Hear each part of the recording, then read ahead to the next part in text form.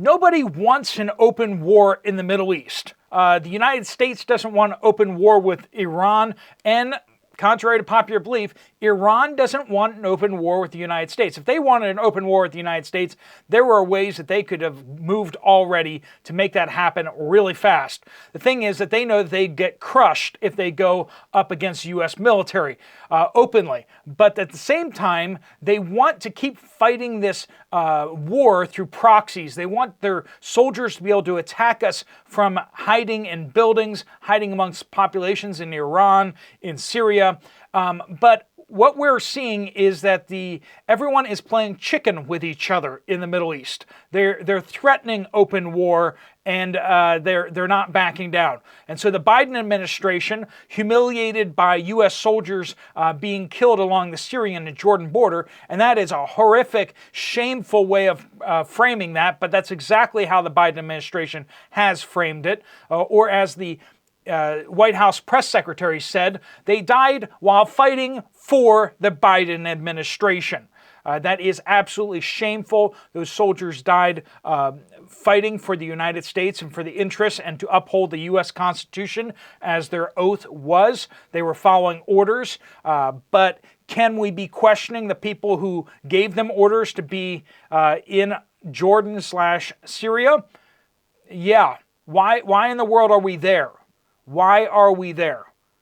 And there were mistakes made as the drone came in. Apparently, a U.S. drone was also approaching the base, and that's why the Iranian drone was not detected or engaged properly, because they had the system down so it wouldn't shoot down the U.S. drone.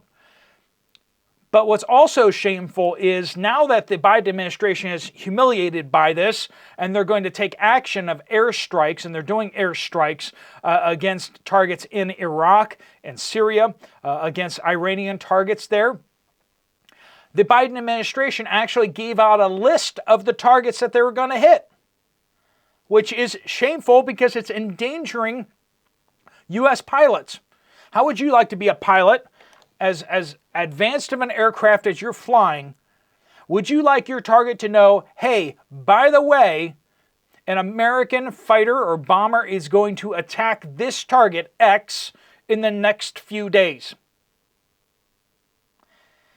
Generally, you try to do things by surprise, not to mention that not only is it endangering U.S. pilots, but we've seen across Iraq, across Syria, Iranians have evacuated out of their training camps because it was on the list.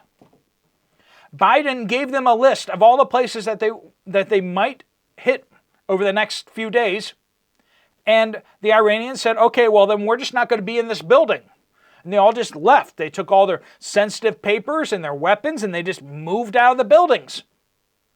They've already set up shop in new buildings, we're seeing. We're hearing reports across Iraq that the Iranian militias have moved out of their training camps and have spread out so that they can't be bombed. See, you shouldn't tell people what you're going to do. And that's precisely what the Biden administration has done. It's the stupidest way of conducting war. We saw this in the Obama administration.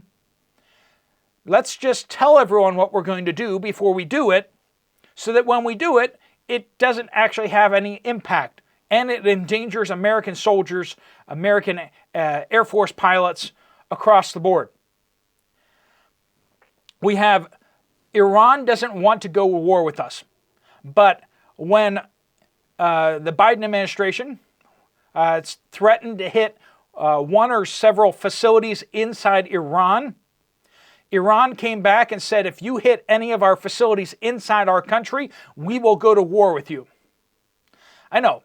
It's like a little tiny dog threatening the large dog with fighting, you know. They're super aggressive and super loud and annoying while they're on their leash. They think they're protected by their big person, right? And so they're always like, ah. You take them off their leash, suddenly they're cowards. And that's right where Iran is right now. they were able to get the Biden administration to back down from attacking Iranian targets. Now, would it have been a good idea to attack those Iranian targets? Probably not. I'm glad they're not doing that. But here's the thing. To say, we're going to bomb these targets and then have Iran go, well, then we'll go to war with you. And then the Biden administration saying, well, okay, fine, we won't hit those targets. Can you project weakness in a more effective way, more efficient way? I don't think so. I think that's about as efficient as you can get.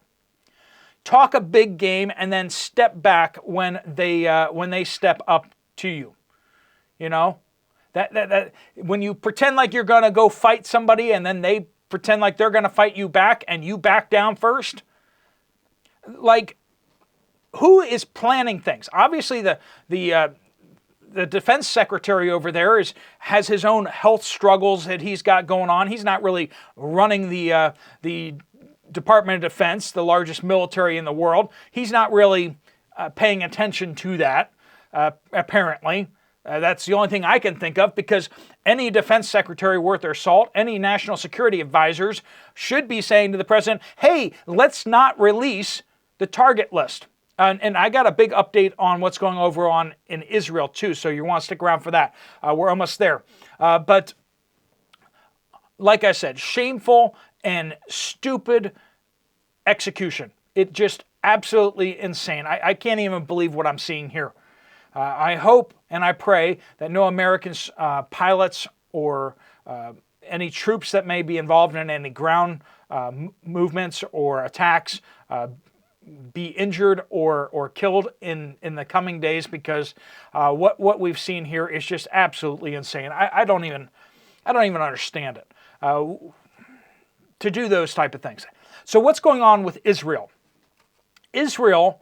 The defense minister of Israel, the equivalent of our defense secretary, except the defense minister over in Israel actually does his job, and he's not just a affirmative action hire.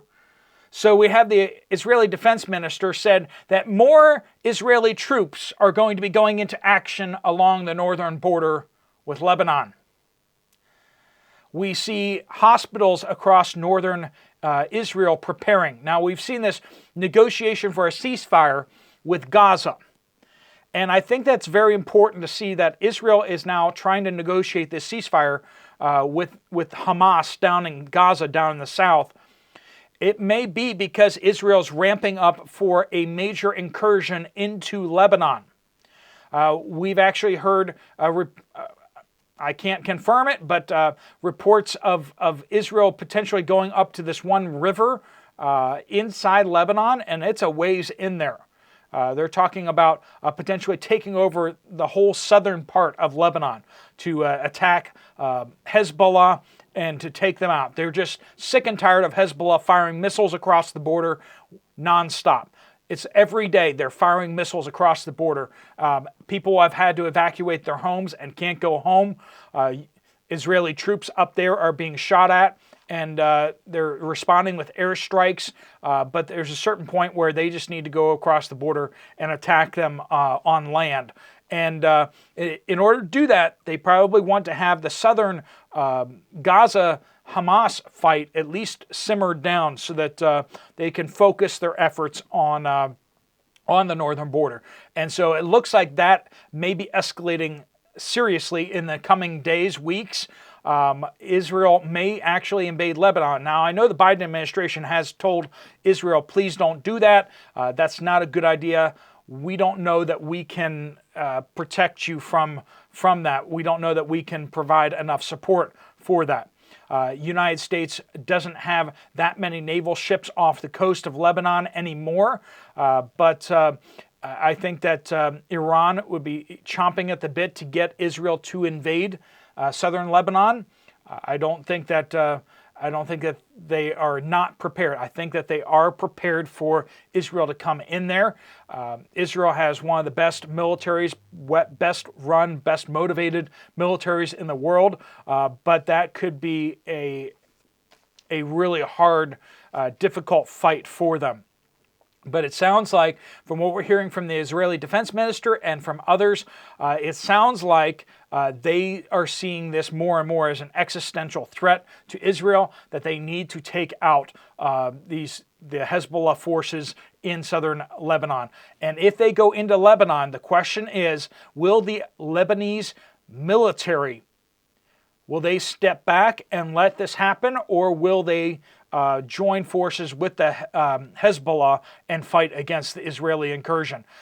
It will probably be, if Israeli troops and tanks move across the border, it will probably be that the Lebanese government will actually declare war. Hezbollah is like, I mean, they're a terrorist organization. They have a lot of influence, a lot of power, but they are a separate organization from the Lebanon military. If Israel crosses the border, that's going to be a big problem for the Lebanese military. They're going to have a hard time not joining and allying themselves up with Hezbollah. It's going to be very difficult for them not to get involved in that. Now, I don't know what's happening in the back channels and everything like that between Israel and Lebanon. Maybe they're trying to get those confirmations that Lebanon is going to stay out of the fight. But that's really hard to do when you're actually invading Lebanon, right? So that's what we're seeing out there. Big updates. And as airstrikes are happening over in Iraq and Syria right now, we're praying for our soldiers that are carrying out those attacks. The fight in Yemen is just going absolutely nowhere.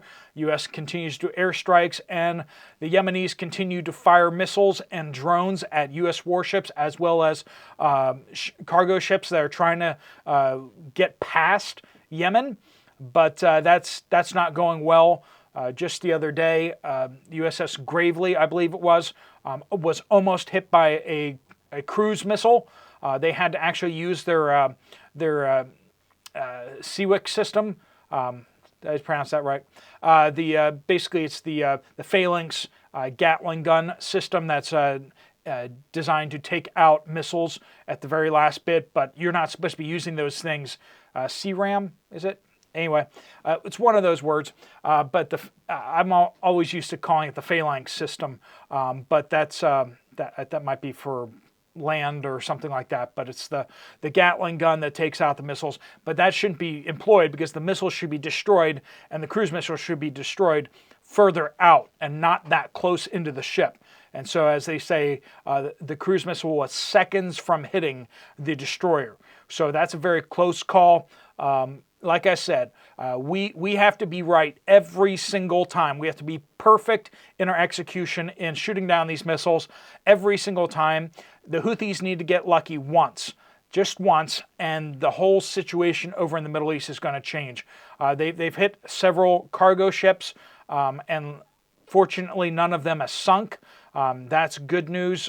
Fires have been put out and everything like that. But who wants to run their ships past this gauntlet where they're being attacked by missiles and such? Who wants to put their ship out there and insure a ship that's being attacked like that? Nobody wants to do that. And so the ships going through are becoming fewer and fewer and fewer. Almost a bare trickle of ships are actually trying to make it through past Yemen at this time, and that is very noticeable. We may see an uptick in Chinese ships going past, since they've been granted that they should be able to do that, and that the Houthis will not attack them. That will really give a competitive edge to any of the Chinese shippers out there. So we'll see that as it develops. I'll give you any updates as we see that happening. Thanks so much for watching. If you want to check out another video from this channel, there's one right up here. I'll see you over there, or I'll see you guys later. Steve Poplar of the Poplar Report out.